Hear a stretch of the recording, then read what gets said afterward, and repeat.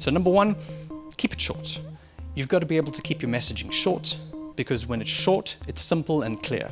When it's simple and clear, it's relevant, which means that if there is a message that's going to cut through, it's got to be quick, it's got to be fast, you've got to cut through quickly. Detail's not a problem, right? It's always great to be able to talk for 20 minutes about your product or how awesome your team is or your solution. That's something that you can do anytime, but keeping it short and reducing it is always going to be a superpower that's going to stand you in good stead. You've got to make it easy for people to work with you. You've got to make it easy for them to have an option on how to get in touch with you so that there's no friction. It mustn't be difficult for me to call you after reading your pitch deck or perhaps going through your feed on social media for me to get in touch to learn more. You're not giving decision makers what they're ultimately looking for. If they've gotten to the end of the pitch deck or gotten to the end of your website and now it's difficult to get in touch or difficult to take that next step, that's going to be a deal breaker, right? Don't forget you're in the business of working with people.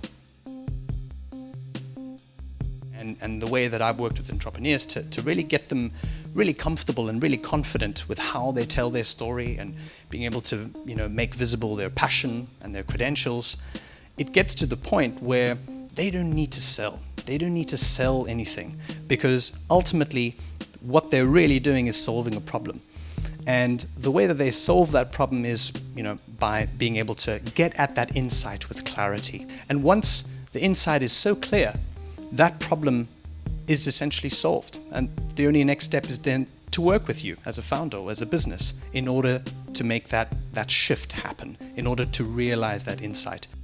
Another big one is to be able to simplify. When it comes to being able to introduce the insight at the storytelling level, sometimes there's a real kind of urge there to add in the technicality, add in the extra bits that ultimately don't actually have much of an impact on the story and the way that you're shaping the insight. And so sometimes what people do is they fill it up with extra detail, right? They fill it up with extra bits of sophistication and why we're the best and how we've got all of these certifications and, we've got these guys on our board and we've got da-da-da.